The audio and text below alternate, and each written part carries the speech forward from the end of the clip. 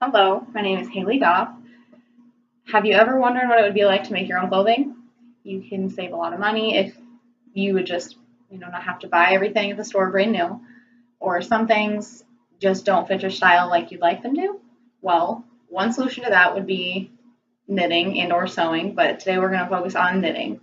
So, the first step to knitting is kind of understanding how it's made. So, the basic of it is it's just a huge arrangement of loops in different ways. You can make loops in different forms.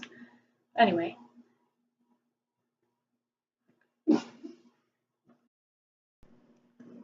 so knitting is usually kind of focused towards the older generations. You think about it, and it's something that your grandma does. But it's actually come up more and more with the younger generations because people are really into like the vintage idea right now and like bringing things back that have kind of fallen out of style.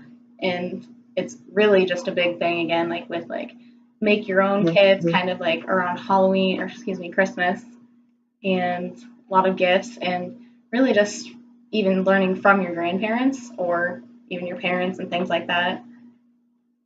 They always had to do it kind of out of necessity, but now it's more of a hobby, and it is a nice hobby to have. It can be expensive depending on how often you make things, if you make a big blanket, things of that nature. If you use really expensive materials too, there's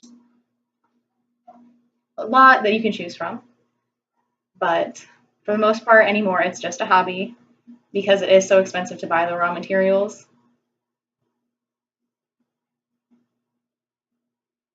Okay, no. Okay.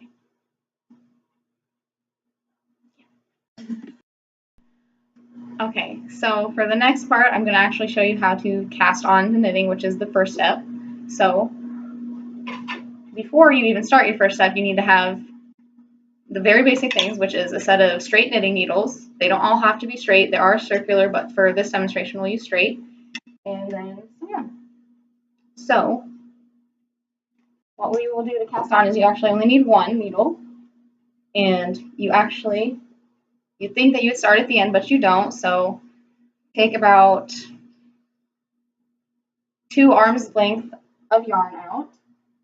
And then once you have that all entangled, you're going to make a slip stitch in your yarn like that. And if you don't know how to make a slip stitch, that can be taught easily as well, but that's not why we're here. So once you make the slip stitch, you split that onto your needle and pull this string that is still attached to the yarn ball to tighten it. And then around your thumb, and then also looped around your pointer finger, you're going to hold both of them into the palm of your hand like this so that there is tension. And then you take the point of your needle and stick it through the loop that you've made with the yarn wrapped around your thumb, just like that. So I'll do that again for you so you can see it, like this. And then you'll take it and wrap around the yarn, or wrap through the loop that's made with your pointer finger, like so, and then back through your thumb loop again. So right there's one stitch that has been cast onto the project. So right now we would have 2 stitches. So I'll do that again. So you take the yarn from the ball around your pointer finger and the yarn from the tail around your thumb. Hold them tight around into your palm. Take the point of your needle through the loop around your thumb, around the loop from your pointer finger, back through the thumb loop, and then pull that onto the needle. Now we have 3 stitches. So that's very, very basic steps towards knitting, but really you won't get anywhere in knitting or even in crocheting if you don't understand how to cast on. Crocheting is a different type of loops, different type of looping, but this is very similar. So I'll do this one more time just so you guys get the breath.